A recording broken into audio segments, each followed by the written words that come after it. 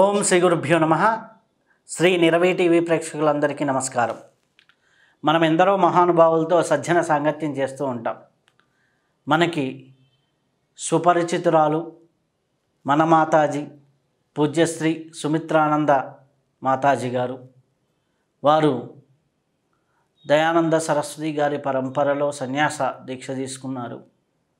పూర్వ ఆశ్రమంలో చూసుకున్నట్లయితే శ్రీమతి ప్రభావతి గారుగా ఎన్నో ఎపిసోడ్స్ ఎన్నోసార్లు చేయడం జరిగింది. వారు సన్యాస దీక్ష స్వీకరించిన తర్వాత కూడా మనం ఎపిసోడ్స్ చేశాం. వారితో ఎన్ని చేసినా ఎంత చేసినా తనివి తీరదు.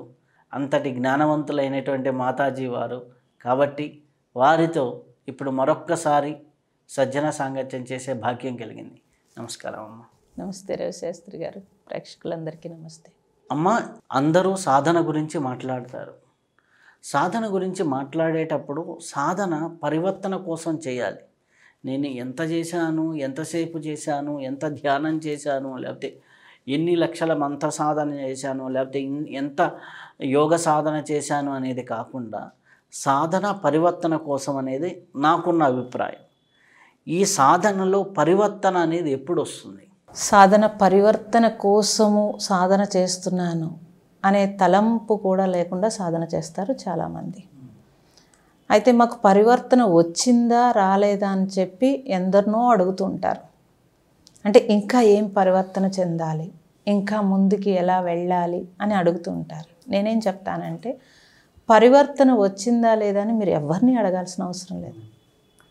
మీకు అంతకుముందు మీరు సాధన మొదలుపెట్టిన తర్వాత అది మీరే చూసుకోవడానికి అవకాశం ఉంటుంది.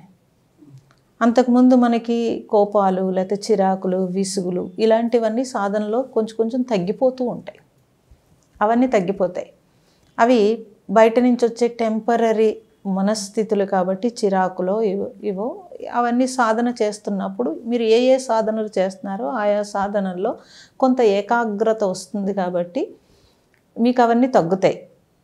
ఇంకా తగ్గాల్సినవి ఏంటంటే వాసనలు, లేకపోతే మనోస్థితులు, మనోలయము, ఇవన్నీ బోల్డ్ ఉన్నాయి సాధనలో. అయితే కొద్దిగా వాసనలు అన్నప్పుడు మన గుణాలు వాసనలు ఇవన్నీ తగ్గడానికి అంతకుముందు ఏదైనా ఒక సంఘటన, అంటే ఏదైనా ఒక ఇబ్బంది, మీకు ఏదైనా ఒక ఇబ్బంది, ఇంట్లో ఇబ్బంది కానీ లేకపోతే చుట్టూ పరిస్థితుల్లో ఏదైనా ఇబ్బంది మీకు వచ్చినప్పుడు అంతకుముందు అలాంటి సిచ్యువేషన్లో మీరు ఎలా ఉన్నారు, ఇప్పుడు ఎలా ఉన్నారు చూస్తే మీ సాధన ఇంక్రీజ్ అయిందా లేదనేది మీకు అర్థమవుతుంది. పరివర్తన రావాలి అని నేను సాధన చేస్తున్నాను అనే తలంపు లేకుండా కూడా మీరు సాధన చేసినా కూడా పరివర్తన ఎంతో కొంత పరివర్తన అనేది వస్తుంది. ఇంకా మీకు బాగా పరివర్తన రావాలి అని అంటే మీరు ఆ సత్సంకల్పంతో సాధన మొదలుపెట్టాలి. అంటే నాలో పరివర్తన రావాలి. ఏ పరివర్తన రావాలి అంటే ఎప్పటికప్పుడు సాధనలో మనకు అందుకే చిన్న లక్ష్యాలు కావాలి. ఆ చిన్న లక్ష్యాలు, ఇప్పుడు మీరు ఏదైనా ఒకటి బయట కూడా సాధించాలంటే కొద్దిగా ఎదగడం అనేది మొదలు పెడతారు. సాధనలో కూడా అలాగే ఇప్పుడు నేను ఇలా ఉన్నాను, దీని నుంచి నా మానసిక పరిస్థితి మారాలి అంటే మీరు ఒక టైం బాండింగ్ ఏం పెట్టుకోవాల్సిన అవసరం లేదు. కానీ తప్పనిసరిగా మీరు సాధన చేసేటప్పుడు ఆ సంకల్పము సమర్పించి సాధన చేస్తే కనుక తప్పనిసరిగా పరివర్తన చెందుతుంది. ఎందుకంటే మనమే లక్ష్యం అటు పెట్టాం. అంటే బాణము గురి వేసేటప్పుడు తప్పనిసరిగా స్పాట్ చూసుకుంటారు. అలా మనస్సంకల్పంలో మీ సాధనకి సంబంధించి ఏ పరివర్తనలు మీకు కావాలనుకుంటున్నారో ఆయా పరివర్తన మీద మీరు దృష్టి పెడితే, అది మంత్ర సాధన చేసిన లేదా ధ్యాన సాధన చేసిన ఆ సంకల్పంతో చేసినప్పుడు తప్పనిసరిగా పరివర్తన చెందుతారు. అయితే మనిషికి స్థితప్రజ్ఞ స్థితి రావాలి అంటారు. అసలు స్థితప్రజ్ఞత అంటే ఏంటి? అసలు ఆ స్థితప్రజ్ఞ స్థితి సాధనలో ఎప్పుడు వస్తుంది? ఆ స్థితప్రజ్ఞత్వం వాడికి దక్కాలంటే ఏం చేయాలి? స్థితము అంటే స్థిరము అంటే ప్రజ్ఞ, స్థిత ప్రజ్ఞ అంటున్నారు మీరు. ప్రజ్ఞ అనేది అందరికీ ప్రజ్ఞ ఉందండి. కానీ ఎప్పుడైతే మీకు అవగాహన లోపము అంటే అజ్ఞానం అని అంటాము, జీవలక్షణాలు అంటే మనలో ఉండే దివ్యత్వము దైవత్వము తెలియకపోవడము, నేను ఆత్మని అనే స్థితి తెలియకపోవడం వల్ల ఏదైతే మీరు ఫోకస్ చేశారో, అంటే జీవ లక్షణాలు ఏదైతే ఫోకస్ చేశారో దాని మీద దృష్టి ఉండటం వల్ల ప్రజ్ఞ దాని వైపే వెళుతుంది. కాబట్టి తప్పనిసరిగా మనము ఆ స్థితప్రజ్ఞత్వం కావాలంటే ముందు మనస్సు స్థిరం అవ్వాలి. ముందు ఫస్ట్ ఫండమెంటల్ రూల్ అది. మనస్సు స్థిరం అవ్వాలంటే మనస్సు ఏకాగ్రం అవ్వాలి. మనస్సు ఏకాగ్రం అవ్వకుండా ఎవరు స్థిరంగా ముందు ఆలోచన ఉండదు. ఆలోచన కరెక్ట్గా లేకపోతే మీ ఏ పనులు చేసినా అది వేగవంతం అవుతుంది. అందుకని మీరు గమనిస్తే కనుక ఇప్పుడు ఉదయం లేవగానే మనకి ప్రశాంతంగా ఉంటుంది. ఆ మధ్యాహ్నం నుంచి లేకపోతే సాయంత్రం అయ్యేటప్పటికి మన పనులు ఒత్తిడి మనస్సు వేగం అయ్యేటప్పటికి ఆ వేగము విపరీతమయ్యి మనం తీసుకునే నిర్ణయాలు కూడా కరెక్ట్గా ఉండవు. ఎప్పుడైతే మీరు చూడండి ఎక్కడైనా ఒక మంచి ప్లేస్కి వెళ్ళి లేకపోతే ఎక్కడైనా మంచి సాధనా స్థలాలు కానీ లేకపోతే టెంపుల్స్ కానీ ఎక్కడికైనా వెళ్ళేటప్పటికి మన మనస్సు ఇమీడియట్లీ నెమ్మదించినట్టు అనిపిస్తుంది. చాలా బాగుంది అక్కడ అనుకుంటాం. మళ్ళీ బయటకు వచ్చేస్తే మళ్ళీ మార్పు వచ్చేస్తుంది. మీరు ఏ సాధన చేసినా సరే ఆ స్థితప్రజ్ఞత్వం రావడానికి మన మనస్సు వేగం తగ్గుతోందా లేదా ముందు ఇది గమనించాలి. తగ్గుతుంది అనుకుంటే ఆ సాధనని ఇంకొంచెం పెంచుకోవాల్సి ఉంటుంది. లేదా ఈ సాధన ద్వారా నేను ఇంకా చాలా వరకు చాలామంది ఏంటంటే కొంచెం వేగమైపోయే రకరకాల సాధనలు చేస్తారు. హఠయోగము లేకపోతే ఇంకో రకంగా చాలా స్పీడ్ అవుతూ ఉంటాయి కొన్ని. లేదా వాళ్ళకి తెలియకుండానే కొన్ని మంత్రాలు ఇన్ని లక్షలు చేసేస్తూ ఉంటారు. ఇన్ని మంత్రాలు లక్షలు చేసామంటారు, కానీ మైండ్ వేగం అయిపోయిందని చెప్తారు. ఎందుకు అలా అయింది? ఇది గమనించాలి. అంటే ఆ మంత్రం చేసేటప్పుడు లేదా ఆ సాధన చేసేటప్పుడు చాలా స్పీడ్గా చేశారు. స్థితప్రజ్ఞత్వ కోసం చేసిన సాధన స్థిరం లేకుండా అయిపోయే పరిస్థితి వస్తుంది. అలా కాకుండా దాన్ని ఎక్కడ మీరు ఏ మంత్రం తీసుకున్నారో దాన్ని ఎలా చేయాలి, లేదా ధ్యానం చేస్తూ ఉంటారు. ధ్యానం చేసినంతసేపు బాగుంటారు. బయటికి రాగానే ఏదో చిరాకు పడతారు ఎవరినో. అక్కడి నుంచి రెండూ కష్టమైపోతూ ఉంటాయి. వాళ్ళకే అనిపిస్తూ ఉంటుంది ఏమని, దేంటిది నేను ఇంత సాధన చేస్తున్నాను. చుట్టూ ఉన్న వాళ్ళకి ఎలాగో తెలుస్తుంది, వాళ్ళకి తెలుస్తుంది నేను ఇంత సాధన చేస్తున్నాను, స్థిరం లేదేంటి అని అనిపిస్తూ ఉంటుంది. కాబట్టి ప్రజ్ఞ అనేది అందరికీ ఉంది. కానీ ఆ ప్రజ్ఞ కరెక్ట్గా వేగం అవ్వకుండా, అంటే ఆ ప్రజ్ఞ కరెక్ట్గా పనిచేయాలి అని అంటే మనస్సు వేగం లేకుండా మీకు ప్రశాంత స్థితి ఉంటే ప్రజ్ఞ సరిగ్గా పనిచేస్తుంది. అయితే అలాంటి స్థితప్రజ్ఞత్వం రావడానికి తప్పనిసరిగా మన పెద్దలు ఏం చేశారనంటే, అందుకే ఏ మంత్రం ఎవరికి ఇవ్వాలో వాళ్ళకే ఇచ్చారు.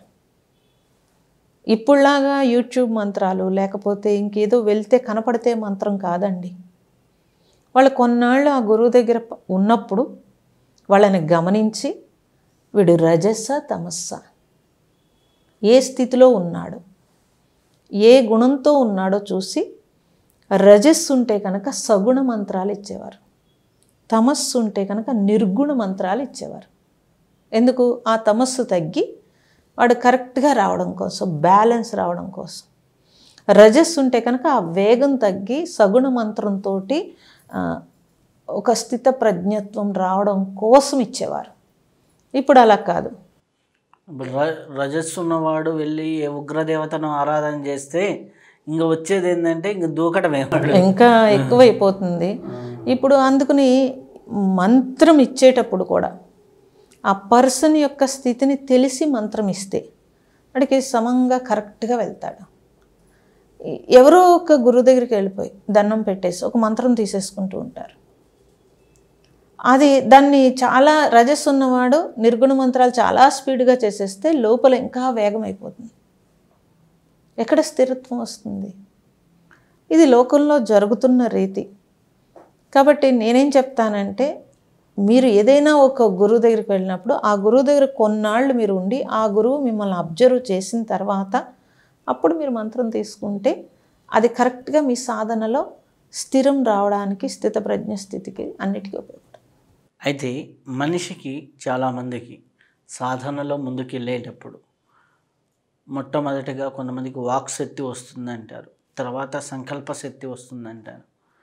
ఈ వాక్శక్తి, సంకల్పం చేసే శక్తి రావాలి అంటే మన సాధన ఏ విధంగా ఉండాలి? హృదయ శుద్ధి అవ్వకుండా వాక్శుద్ధి రాదండి. సంకల్ప శక్తి కానీ వాక్శుద్ధి కానీ రావాలి అని అంటే హృదయ శుద్ధి అవ్వాలి ముందు. ఆ హృదయంలో 6 అర్షడ్ వర్గాలు మనకి, కామ, క్రోధ, లోభ, మోహ, మద, మాత్సర్యం. ఈ 6 అర్షడ్ వర్గాలు తొలగి ప్రేమమయమైతే, హృదయం విశాలమైతే ఆటోమేటిక్గా హృదయ గ్రంథి ఏదైతే ఉందో దాన్ని తాకి వాక్కు వస్తుంది.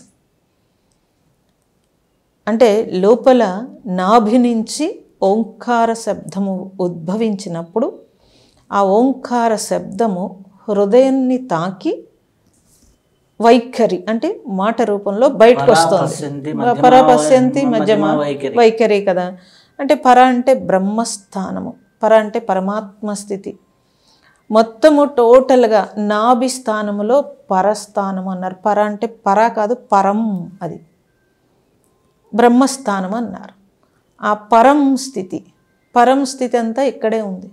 మీరు తీసుకున్న ఆహారం ఏదైనా సరే పచామ్నాయం అవ్వడానికి జఠరాగ్ని రూపంలో లోపలంతా కూడా ఎంత చిత్రంగానండి. మీరు పప్పు, కూర, పులుసు అన్నీ పెట్టుకుని ఆహారం తీసేసుకుంటారు, అన్నీ కలిపి లోపలికి వెళ్ళిపోతాయి. కానీ ఏ పార్ట్కి ఆ పార్ట్ ఒక గంటలో దాంట్లో ఉండే విటమిన్స్, మినరల్స్ దేనికి ఏ పార్ట్కి వెళ్ళాలో అంత ఎంత స్పీడ్గా జరిగిపోతుంది.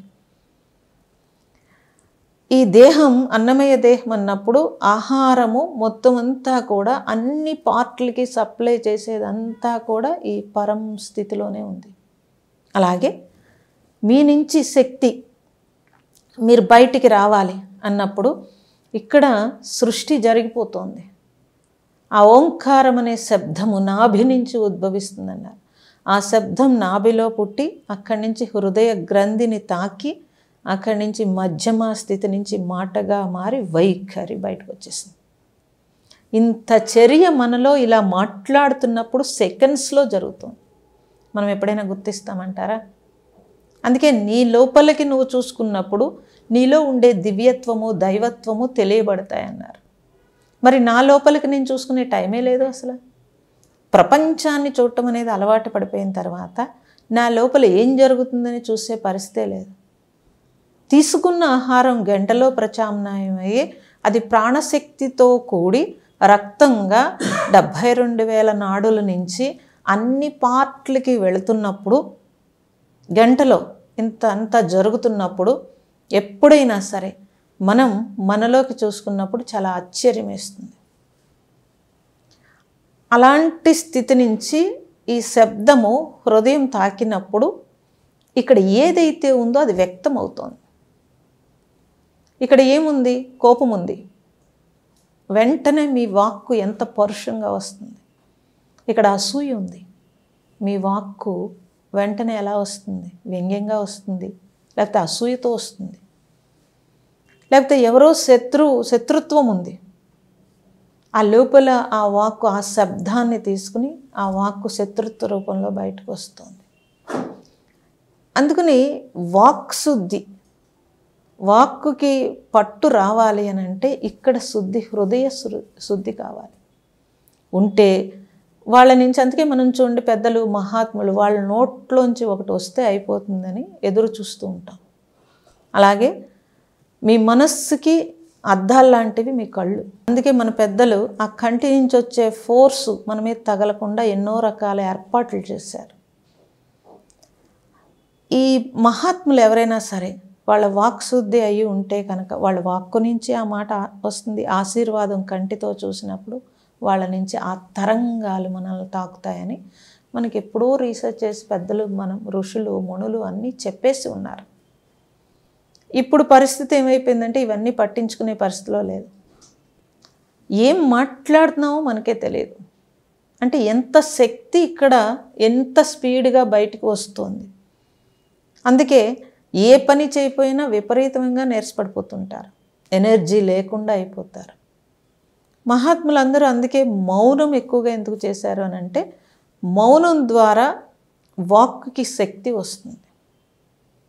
ఎక్కువ మాట్లాడుతున్నామండి, ఎనర్జీ అంతా బయటకు వచ్చేస్తుంది. మౌనంగా ఉండి కరెక్ట్గా ఏది అవసరమో అది మాత్రమే మాట్లాడుతుంటే కూడా వాక్కుకి శక్తి వస్తుంది. హృదయము శుద్ధి అయితే కనుక వాక్కుకి శుద్ధి వస్తుంది. అది ఇంకా సంకల్పము. ఎప్పుడైతే సంకల్పానికి మధ్య గ్యాప్ లేకుండా సంకల్పాలు చేస్తున్న సంకల్పానికి శక్తి ఉండదండి. జ్ఞానము అంటే మనలో ఉండే దివ్యత్వము, దైవత్వము ఏంటి అని తెలిసి ఆత్మస్థితిలో మనము నువ్వు ఆత్మవే అయ్యున్నావు, కానీ జీవభావంతో మనం అనేక సంకల్పాలు చేస్తాం. ఆత్మస్థితిలో మనం ఉండి సంకల్పాలు పెద్ద చేసేది ఏమి ఉండదండి. ఏదైనా చిన్నది, అది లోక కళ్యాణం కోసం, లేకపోతే ఏదైనా చిన్నగా మనం అనుకున్నా కూడా ఆ సంకల్పానికి ఎందుకు శక్తి వస్తుంది అని అంటే, నేను నాది ఎవరైతే వదిలేస్తారో వాళ్ళ సంకల్పానికి శక్తి ఉందన్నారు. నేను నాది అనేది స్వార్థ చింతన. ఆ స్వార్థ చింతనలో సంకల్పానికి శక్తి ఉండదు. స్వార్థ చింతన లేకుండా ఉన్న సంకల్పానికి శక్తి ఉంటుంది. మనం మహాత్ములు చూస్తే కనుక వాళ్ళు ఏం చేయాలనుకున్నారో అది ఒక సంకల్పం వస్తే అది ఆటోమేటిక్గా చుట్టూ జరిగిపోతుంది. అంటే వాళ్ళ సంకల్పానికి అంత బలం ఎందుకు వచ్చింది, ఎక్కడి నుంచి వచ్చింది, ఇది మనం గమనిస్తే తెలుస్తుంది. అనేక సంకల్పాలు చేసేస్తుంటే దాని బలం సరిపోదు. కాబట్టి వాక్శుద్ధి, సంకల్ప శక్తి ఆ రెండు తోడైతే కనుక మిరాకిల్స్ జరుగుతాయి. అయితే ఈ యొక్క స్థితప్రజ్ఞత్వము, బ్యాలెన్సింగ్ అనేది ఈ కాలంలో సహజంగా ఇప్పుడు ఈ 20 years 30 years ఉన్న యూత్లో చాలామందిలో లోపిస్తుంది. ఎట్లా అంటే కుటుంబాల పరంగా చూసుకుంటే భార్యాభర్తల మధ్య ఒకటో రెండో సార్లు చిన్న చిన్న ఘర్షణలకు విడాకులు తీసుకోవడం, అలాగే విద్యా విధానంలో కూడా కాలేజీలోకి వెళ్తాడు, లక్షల ఫీజులు కడతారు, ఇది నచ్చలేదని బయటకు వస్తారు. కానీ అక్కడ లక్షలు కట్టింది తండ్రికి 1 సంవత్సరం సంపాదన అని తెలియదు వాడికి. స్థితప్రజ్ఞత్వం మిస్ అవ్వటం, అలాగే వాళ్ళు ఎట్లా పడితే అట్లా బిహేవ్ చేయటం ప్రవర్తనలో కూడా, ఇవన్నీ కూడా యూత్లో ఈ మధ్య కాలంలో నేను గమనిస్తుంటే ఈ బ్యాలెన్సింగ్ అనేది స్థితప్రజ్ఞ అనుకోవచ్చు, పరివర్తనలో బ్యాలెన్స్ అనుకోవచ్చు, వాళ్ళ యొక్క ఒత్తిడిలో పడుతున్నటువంటి టెన్షన్స్ అనుకోవచ్చు, ఇవన్నీ జరుగుతూ విపరీత పరిస్థితులు ఉన్నాయి. ఇవన్నీ ఎందుకు సహజంగా ఇంతకు ముందర ఒక 20-25 సంవత్సరాల క్రితం ప్రతి ఊర్లో ఈ బ్యాలెన్సింగ్గా ఉండేవాళ్ళు ఒక 70-80% ఉంటే, ఒక 20% ఇట్లా వేవరింగ్ మైండ్ సెట్తో ఉండేవాళ్ళు. ఇప్పుడు అది రివర్స్ ఎందుకు అయింది, ఎందుకు ఇలా జరుగుతుంది సమాజంలో? ఫస్ట్ కారణం సెల్ ఫోన్ అండి. ఎందుకనంటే ప్రపంచం తెలీదు. అప్పుడు పూర్వం ప్రపంచం తెలియదు. వాళ్ళున్న ఊర్లో వాళ్ళ పరిధిలో ఉండేది, కానీ ఆ మైండ్ ఎంతసేపు కూడా వాడి జీవన విధానంలో, తర్వాత మన పెద్దలు మనకి ఏర్పాటు చేసిన జీవన విధానం, మన సంస్కృతి సంప్రదాయం అంటే కట్టుబొట్టు కాదు, అంతర వికాసము, మానసిక ప్రశాంతత, ఇది మన జీవన విధానంలో వాళ్ళు పెట్టేశారు. దాన్ని చదువుకోపోయినా మన పెద్దలు అలా ఫాలో అయ్యారు. అలాగే ప్రకృతిలో జీవించేవారు, ఎక్కువగా ప్రకృతిలో జీవించేవారు. మీ చిన్నప్పుడు చూసుకుంటే ఒక ఇంట్లో 10-15 మంది ఉంటే ఒక 2 గదులు ఉండి చుట్టూ వరండాలు ఉండేవి, ఓపెన్ వరండాల్లో ప్రకృతి నుంచి ఆక్సిజన్ కరెక్ట్గా ప్రశాంతమైన ఆక్సిజన్ రావడము, బ్రెయిన్ బాగా పనిచేసేది. ఎప్పుడైతే ప్రాణశక్తి మీరు కరెక్ట్గా తీసుకుంటున్నారో అప్పుడు వాడికి బ్రెయిన్ వికాసము, బుద్ధి వికాసం వస్తుంది, మనస్సు ప్రశాంతత వస్తుంది. తర్వాత తల్లిదండ్రులు కూడా వాడు ఏం చదువుకుంటున్నాడు అనేది వాళ్ళకి తెలియదు, వాళ్ళే కృషి చేసి చదువుకునేవారు. ఎడ్యుకేషన్ విధానంలో కూడా ఇంత దారుణమైన పరిస్థితి లేదు, ఇంత కాంపిటీషన్ కూడా లేదు, ఇంత కాంపిటీషన్ లేదు. దానివల్ల వాళ్ళు ఏం చదువుకున్నారో చదువుకునేవారు, అట్లీస్ట్ స్కూల్స్ కూడా వాతావరణం అలాగే ఉండేవి, చదువు కూడా ఇంత దారుణంగా లేదు, విధానం ఇలా లేదు.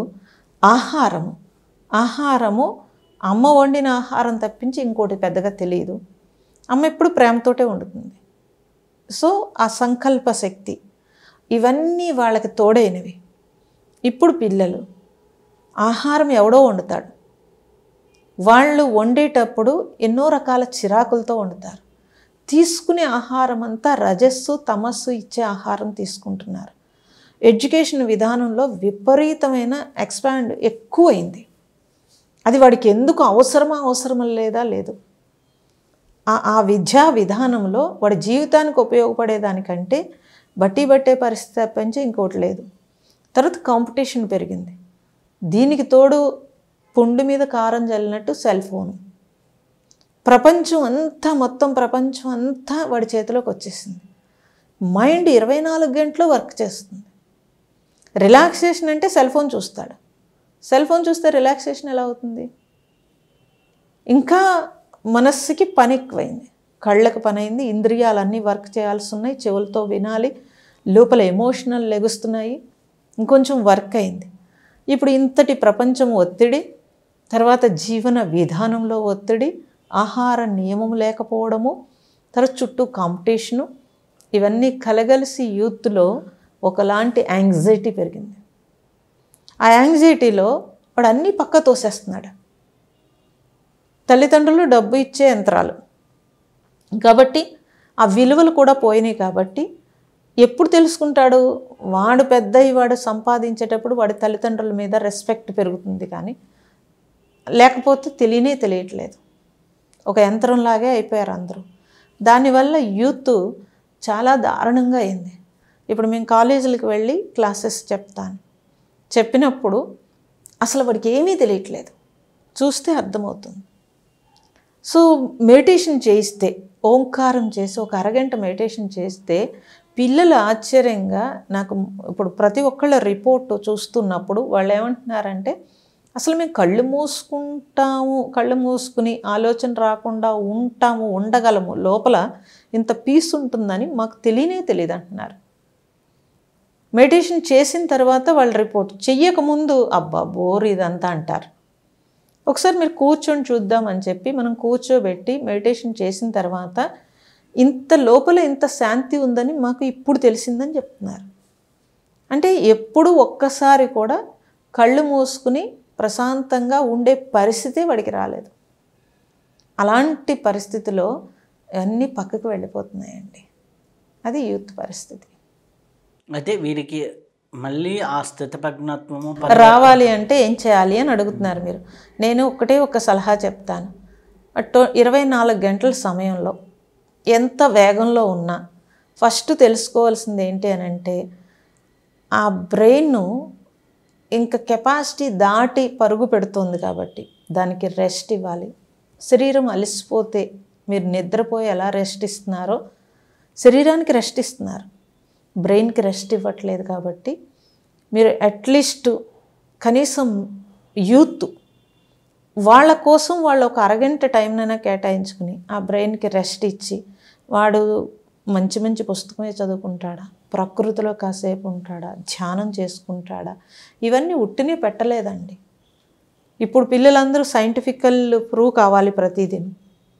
మన ఋషులు మహాత్ములు ఎప్పుడో ఇవన్నీ మన బ్రెయిన్ మీద ఒత్తిడికి సంబంధించినవన్నీ మనకి ఇలాగే ఉంటుందని వాళ్ళు అంత గ్రహణ శక్తితోటి మన జీవన విధానంలో ఇవన్నీ పెట్టేశారు.